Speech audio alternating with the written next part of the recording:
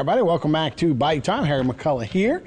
We've got a couple of segments to talk about animals for sure, and for that we bring in Valerie Robinson. She's the manager of the Terrebonne Animal Shelter. Valerie, thanks so much for being here. You didn't come alone. You brought a friend. I always have a friend. Hey, tell us about, this is Corey, right? This is Corey. Corey is a little kitten that came into the shelter. He's about 3 to 4 months old. And he is available for adoption. As you can tell, he's a love bug. He's available for adoption.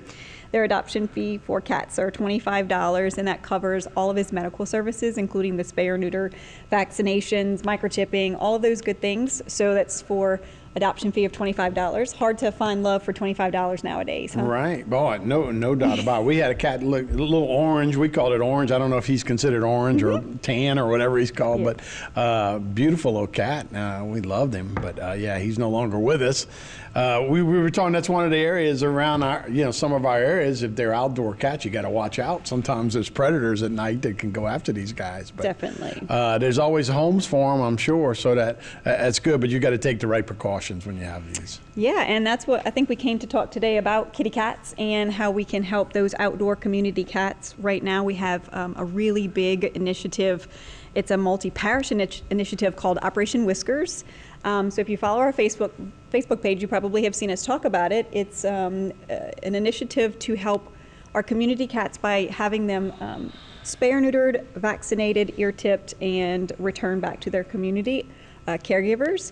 And so what that is, after Hurricane Ida, we spent a lot of time rescuing abandoned dogs and those dogs that were in need of help.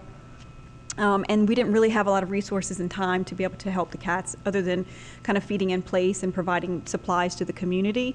And so right now we've taken the initiative with, again, the organizations from a 5-parish region, including Lafourche, Terrebonne, Jefferson, Orleans, and Plaquemines. And so what we've done is we've partnered to bring in resources to help with fixing these cats so that we can control the population humanely. And essentially we go out and we trap and pick up these cats. We have them fixed in a couple of days. We did our first operation in February, and that was very successful with 219 cats done in 2 days. And so that's a lot of coordination. It's a lot of behind the scenes. My team's, they're superheroes. Sure. So they spent a lot of time preparing, and we've done a lot of work. We'll have another one next week, and so 2 more after that, one in April, one in May, where we go out and do as many cats as we possibly can to help control that population. Right. And just really help. A lot of people, caregivers, were displaced after the storm. Some people weren't able to come back, so those populations are out of control and unmanaged. And then there's also a lot of people who just need help, who just need that extra, push. And so they've reached out to us and asked for help. We have a community assessment where we're online. We have a survey that he wants to. You star the show. Corey? He's such a good boy. He is a good boy. So essentially, we have a survey on our website or a Facebook page that allows people to just simply click it and tell us about the cats in the community that they're seeing that they might need help with. All at no cost. This is all sponsored by some really incredible sponsors. So you're talking about trying to get up to 2,500 animals, which goes back and forth. Then the first one goes, God, we got that much of an issue that we got 2,500 animals that might need help. But when these 5 parishes are all the ones that were in the way of the storm. They were. So that's folks that might have had to take off, not been able to catch their cats, might have multiple cats around the house, and then we got to go, or we not coming home to the same type of place. And now you have cats that are just kind of roaming around and needing food. Exactly. Out there mating or whatever they're doing. Exactly. And so that's what we're trying to curb. Is the most humane thing to do is to trap them, spay or neuter them, vaccinate them, and then return them to their area where they do have a caregiver. And if they don't have a caregiver, we're working closely with our rescue organizations and out-of-town organizations that can potentially help place those cats if they're not available for adoption. What we do find is most people are looking for some sort of help, just don't know about it, and they have been, and their colonies are out of control. Sure. It takes only a couple of months to have a whole litter, and then that can be 2 and 3 times a year. So that really gets exponentially bigger each year. So we're trying to really tackle those, especially because we do have the attention after Hurricane Ida. It helps us to get that information out, and also the funding comes behind that as well. We've had some really good big funders that support the work that we're doing to recover from Hurricane Ida. Yeah, that comes almost as a caricature, right? I mean, now you see, the cat ladies and all, but that's how it happens, right? Somebody just has a couple of cats, and then next thing you know, there's 15, and next thing you know, there's 30, and so I can see how it happens, and it comes from a place of, I love animals, right? Yes. I really love animals, and before you know it, dogs are the same way. Before you know it, you're kind of overwhelmed, and then you're trying to repair a house, the money situation is tight, and you got to decide if we eat or the animals eat, and suddenly it can be a problem. You exactly hit exactly the pieces that we've seen, and so we're supporting that and putting that resource in place so that people don't have to make those choices. We can do that for them, and we're doing it for free, no Right. cost to the community. Okay, we got 50 seconds here, but we were talking, and we talked. Corey is the star of the show. So if people can help out with Corey, what should they do? Yep. So if they're interested in adopting, it's fairly simple. There's a couple of avenues that they can go. They can call us, but more effectively, they can come to the shelter and see Corey. Adoption is very easy. There's a couple of other things that if someone wants to sign up and help, that we need help with. So fostering is a short-term, foster care is a short-term housing of that animal. It could be cat or dog, where they're essentially holding on to the animal. We supply, some of the supplies that they might need until they get a permanent home. One of the things that we're rolling out right now is a dog day out program and a pajama party for Right. dogs. So look for that on our website. We're talking about Operation Whisker. We're trying to get 2,500 cats over the year in a 5-parish area, homes, vaccinated, chipped, and put back into territory, kind of controlling their population. Corey is, I don't know if he'd be considered one of the group of Operation Whiskers, but he's part of the feline population from around our area.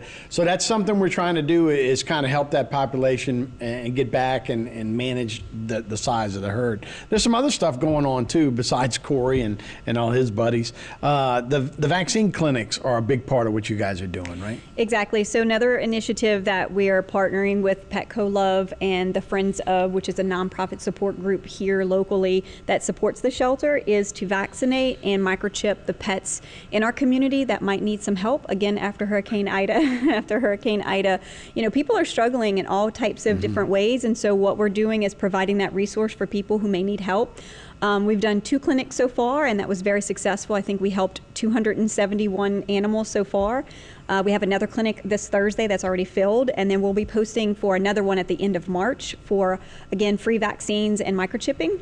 And then later in the year, we'll be doing more of those where we do rabies vaccinations and microchipping, all free to our community. Again, it's another piece of the puzzle that we're helping our community get back on their feet, and by helping their furry friends, that we're helping them out, because it's one less thing that they have on their plate. Sure. So anybody that lives in the parish can give you a call and set up an appointment. So even if you have another dog, a dog that you normally have. So right now, the vaccine clinic is the schedule. We're scheduling them for next week, and that one's filled. But then we're going to advertise. So if somebody's interested, what they should do is keep a watch on our Facebook page. We're going to post it and announce it, and open that up for them to fill up those slots. Slots fill up very quickly. So be looking for that at the beginning of the last week of March is when we're going to announce the dates for that. Because I'm certainly not just saying, hey, avoid your vet fees and all that kind of stuff. But this is, and we were just talking about, this is a community that's kind of, we're all kind of hurting a little bit financially in a lot of different ways, and a lot of times you go, I don't have the money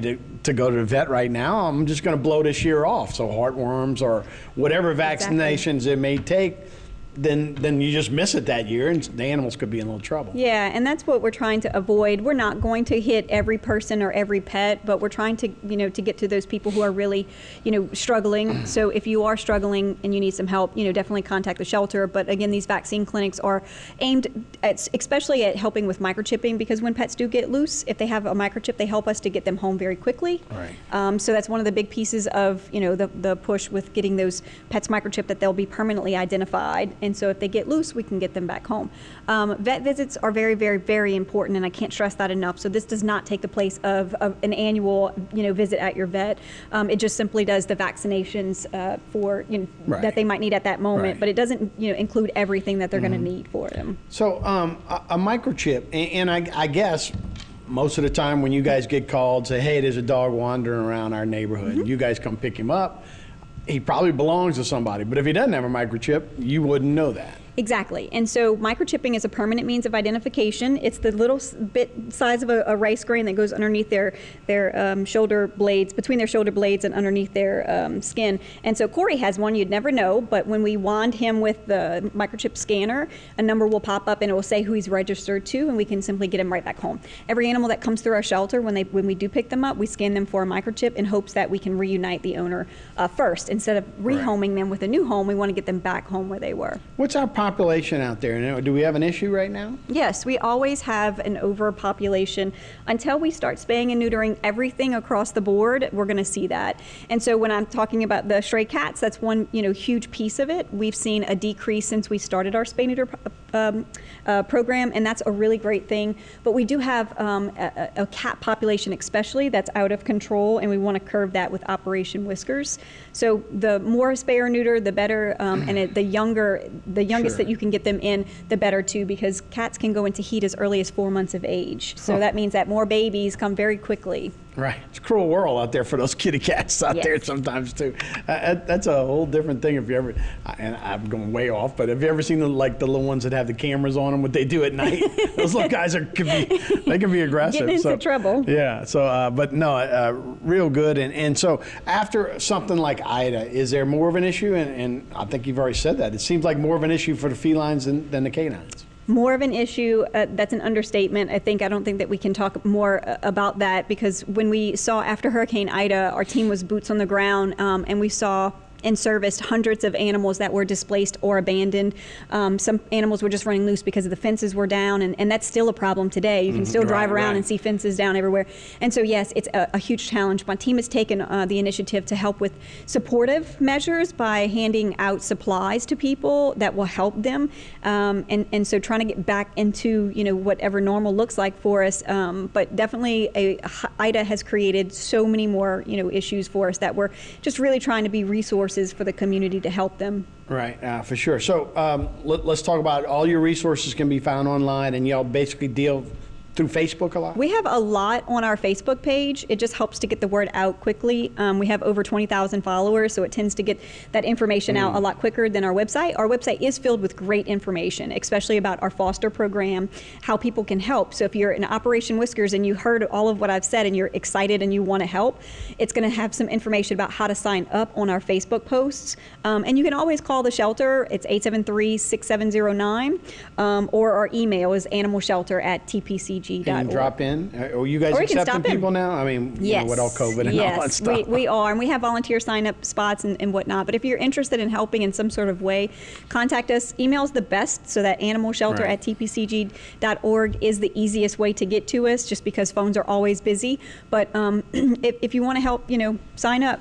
All right. Well, Valerie, thank you so much for being here. Corey, we appreciate seeing you, big man. All right, that'll do it for this edition of Body Time. See you next time, everybody.